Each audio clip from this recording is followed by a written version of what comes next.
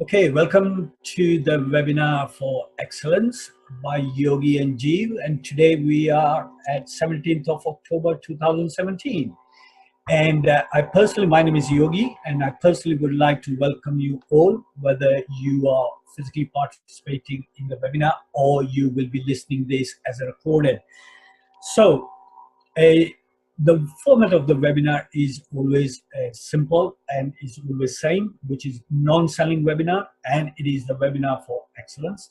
The way in which we operate this webinar, it is for only half an hour, and during this time we will introduce a topic, and then that topic will be discussed by one of us, either myself or my colleague G, and at the end of that the topic which has been discussed, then there will be open forum for people to ask questions or contribute to their ideas and the views of that topic. So without any further ado, let me introduce you today's topic, which is very much vibrant topic in the corporate world today that we see it, and that is topic is called change versus transformation. And for that, we have a wonderful and exciting person, my colleague and my friend, Jeev Sahu. Take it away, man. Thank you, Yogi. Thank you so much. In fact, welcome everyone, and I'm really glad to talk about change versus transformation. And I will be starting with something which is very common in our day-to-day life. We will be giving some examples from real life from the last 2 decades and more of corporate change versus transformation happening. And I'll leave you all with one question, and we will see how the discussion goes, how the offline comments go. Thank you for spending time. The common concept that I wanted to explain to you is about how we accept common sense when it is being told with a mic in hand or with from the top of a building. So if you ask somebody with a normal knowledge of English about change versus transformation, they will say, yes, change is a smaller concept, transformation is a much more complicated concept, and so on and so forth. But in our excitement of showcasing urgency as well as importance, managers, leaders in companies, they put everything as a transformation. Even smaller things are shown as transformations, as well as there is a big chance that things which are more complicated are showcased as simple change, saying, come on, this is really simple, why are we not getting on with it? So this calls for a clinical differentiation between what is a change and what is a transformation, as far as an organization is concerned, as far as a team is concerned, as far as human beings in these organization are concerned. And this is why I would be referring with some biblio available to a Harvard Business Review. There are some studies done in the last 10 years or more, and McKinsey, where there was a very famous report coming from 2008 on how these change and transformation have been successful / unsuccessful, depending on how we look at it. Now, one of the interesting part of change versus transformation is that if you look at statistics from 1970s for corporate change programs, you will find that on an average they are 30% successful. That's all. 30% successful. Now that is not something that surprises me. But what surprises me is that if you look at 1970s, look at 1980s, 1990s, 2010, and so on and so forth, the percentage more or less remains around that. That bit is mind-blowing. Why does it not change? Do you know what has upgraded in the last 30 to 40 years is a lot of information and knowledge is there on how to handle this change. However, our success rate kind of hovers around that side. Now people do come back and say, how do you define success? How do you define failure? It all depends on how you count this 30%. Whether it is 30, whether it is 31, without being surgical, I would say it is low. And that is a matter of concern. And this is why we thought that this topic is something that we should actually really put some more light on.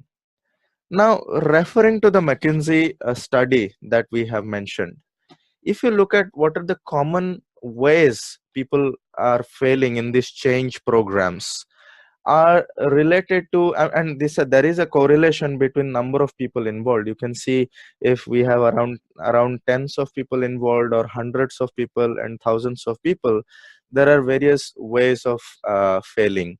When the number of people is more, of course there is a problem of scaling up multiple bottom up efforts with competing methodologies. And of course, without naming names, I can actually think of some real examples where there are teams working in Europe as well as working in US trying to do the same thing. And just because they have their individual goals, they are not synchronized, and a bunch of other such reasons which we will be looking at. Similarly, leadership capacity being limited, there being some kind of hidden agenda between geographies, between head offices, and so on and so forth. Waning focus from senior teams, where the senior leadership is now going to the next change, because when you are gone to the thousands, change takes time, transformation takes time. Okay, now for this slide I'm using the words interchangeably, but we will really see why they should not be interchanged, and this is one of the reasons they are failing. Okay, now in between, in the middle we have failure to sustain this kind of modification, because many a times people come with a big announcement that this is the change happening. Unfortunately, that has not seeped down to the organization in a day-to-day change behavior. In fact, middle management looks for the next person to blame or next reason to blame. It's like somebody blaming the rain for the crops, but at the same time we are here to do our work to a certain goal as far as the organization is concerned. But many a times these changes, these modification, they don't come as day-to-day behavior, so we don't sustain it. We go from one good program to another good program. We call one consulting company this year, we call another consulting company another year, and depending on who is hiring this, according to the agenda of the leadership or the organization, or and so on and so forth. Now at the same time, there are a bunch of reasons which are related to financials, because every change, every movement, every activity has a number associated with it. And if there is no returns associated with it, or if people have not baked them into the budgets, they simply move on to the next budget. In fact, I have a list of 12 reasons for 12 months of the year on how leadership can give excuses related to numbers and budgets. It's very sad, because they are what I call part of excusitis. You have one excuse after another, and sometimes the change happens, but it has not upgraded to either upward as well as downward. I have seen both these in my real life. The change is working, let's say, at Europe level, has not gone to, let's say, at EMEA level or location level, depending on what kind of business it is, or has not been accepted by the board level. And there is a huge gap, and there somebody has done the project great, but unfortunately this is going to have a premature death. Now we come to the launch stage, which is we are going from the other way around. Many times all these good ideas just remain good ideas. Unfortunately, they just remain good ideas. In fact, they go through analysis paralysis. They hire hundreds of analysts to find and fight each other, like yeah, my slides are better than your slides because they have this number and depends on that number. I wish I could refer to some of the conference calls I have been, where people simply say no, it is 2.1, no, it is 2.5, and then the entire call is wasted, including the valuable time of leadership as well as field people. Managers are not held accountable for performance. I mean, change is one thing, but if you don't look for accountability, it was just another good idea, isn't it? And then comes employee resistance. And I have some very interesting statistics coming up on this one. So here we are actually talking about like new product launches, mergers, which is an amazing field, by the way. Mergers is a key area for these kind of issues, new systems rollouts, and other such changes. Now, the two numbers that come to my mind, and I'm going to show you right now, are the following. The first one is 33, and the second one is 39. Now, studies have shown, and by the way, you could argue whether it is 33 or 34, but the trend remains the same. A third of this is primarily related to management behavior, which directly relates to the human aspect of organization. And 39% is employee resistance, which again relates to the human aspect of the organization. These are the reasons why these kind of changes are not happening. Now let's go a little bit deeper, because then we understand what is a small change you're talking about, what is a big transformation we're talking about. Now, change per se is something finite, something finite. It means implementing finite initiatives. They may not be organization wide. The focus is on executing something which really works somewhere else really well, and somebody has analyzed that it's definitely going to upgrade, improve the current way of working. um, and remember, this is the definition is important, is because this is the reason people will then differentiate whether am I going through an organization wide transformation, organization wide change, or just a departmental shift or something of that kind. And so what does it involve? It does involve making a business case. We talked about having the numbers right, baking it into the budgets, and so on and so forth. Having a coalition of leaders effectively before, and you must have seen before introducing a new tool, people actually go and have a discussion in the golf course, because they're actually ganging up to start with. Because you have to have a soft agreement before we go to the details as well. Getting early results, people show some real proofs, small wins, pilots working, small improvements. I have seen where a large tool worth hundreds of thousands was shown to be working initially for a group of 5 people, and then the economic impact was computed, and depending on that, the scale up was done. Engaging the stakeholders, and you can refer to some of the other videos, but having a stake in the change is so key. There are people who have power to do the change, but they don't care because they are not affected by the change. There are people who are affected by the change, but they are powerless, so we really have to take care of them. And there are people in between. Some of them have no power and no stake, and we really have to remove the noise as well, the bystanders, like I say. And then we have execution with discipline. And I mean, without execution with discipline, it becomes anarchy. I have another video, if you search on our Step8Up website, where it shows if you have only execution but no discipline, it goes nowhere. It takes ages to finish, and it can go towards anarchy. So coming towards transformation, what does it mean? Now it's something bigger, that's for sure. The word itself is bigger. The word itself means something that has to involve more than just departmental things or small changes. So effectively, it's an interdependent group or portfolio of initiatives, and that need a culture shift. You are actually not just talking about getting a fruit out of a tree.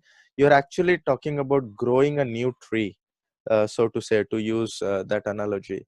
Many a times this is driven by unpredictable things. We might have to iterate a couple of small wins so that we can test it out. Something that works in one department may not work in another department unless something else is upgraded. It is driven by human emotions because we have a why. Like Simon Sinek says, for individuals as well as for organization, there is a why this transformation is working out.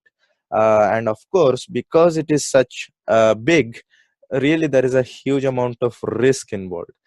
In spite of huge number of consultants coming in and calling everything business transformation just so that they can bill you, really be careful and understand whether are we going through a smaller change or are we really going through a transformation. Because unless human emotions are involved, unless the drive is being upgraded, it's not really a transformation, and it can be done by probably more affordable consultants, for the lack of a better term. So, and the last bit I had here is it does involve discovery, experimentation, execution, repeat and repeat and repeat and repeat. It consists of a bunch of changes, and here is something you will see that people are going through various stages of growth as a team, as an organization. Let me go to a concrete example. I mean, a bunch of examples come to mind, but it might help you get a bit more clarity. And again, we will use a very neutral example so that we don't go into non-confidentiality issues with customers and clients. So a simple example is a functional shift in a department. You know, in certain areas, let's say a technical person now has upgraded and now is the vice president of sales as well. Now his background is technology. Now he's going to lead a sales team. Now this is a shift within the department for having an upgrade. Now this I would categorize as a change. For the person, it will be a transformation. For the organization, it is just another change, I would say. It also involves some step-by-step change in the team, step-by-step change in the standard operating procedures, and so on and so forth. At the same time, let's say this company has one line of products and they were doing well for a couple of years. Now there is competition creeping in. There is competition coming in, showing a better way of doing it, or probably a cheaper way of doing it. And now what we have to do is we have to create 3 other product lines, and these 3 product lines have to sustain us as a portfolio approach. That is a transformation, because probably your employee number 5, if you, depending on how big your team is or how big your company is, has no clue how to handle multiple products, or even if they have a clue, how to run business as usual, because a part of your team has to run the business as usual to keep the revenue coming in, while the rest of the part has to go into a vision slash dream mode, then convert it to an executable strategy. And here many a times, and here even Yogi can confirm as well, people have called us to come and help the leadership, even help the so-called stars of the team, because they are running out of breath trying to handle business as usual, as well as trying to upgrade their own organization or transform or move them from one country to another country, and so on and so forth. Sometimes they actually do it, but they start losing steam or losing passion. And this is where you need a transformational person slash team coming in to help them out, to lead them, to walk with them, to smile with them, to reflect their relations and emotions. So I believe that example drives home, and you must be thinking already of some real example in your organization as well. In fact, we would love to have some more questions from you guys, even if they are offline questions later. Yogi, you are about to say something, I believe.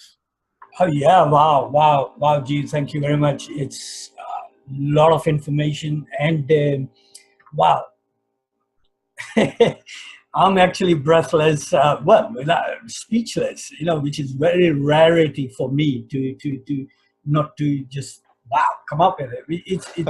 It's quite huge and quite deeper, and the way in which you taken the journey of understanding the change and the transformation is absolutely mind-boggling.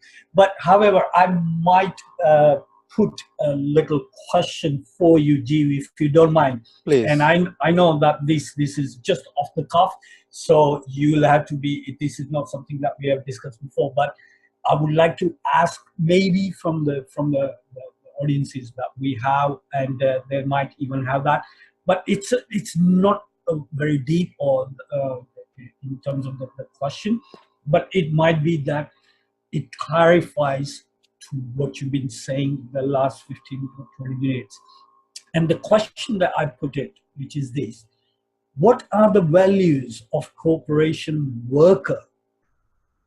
So Yeah. what are the values for the corporation worker, any position, Yeah. for understanding and adapting the Yeah. difference between the change and transformation? So for example, if I'm at in a very high level that we were told to, in terms of corporation and where it's heading and all that, to the level of somebody who's just coming in every day, Yeah.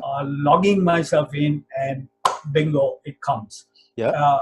My work starts. But without going into the deeper knowledge and all that, what are the values for that corporation worker?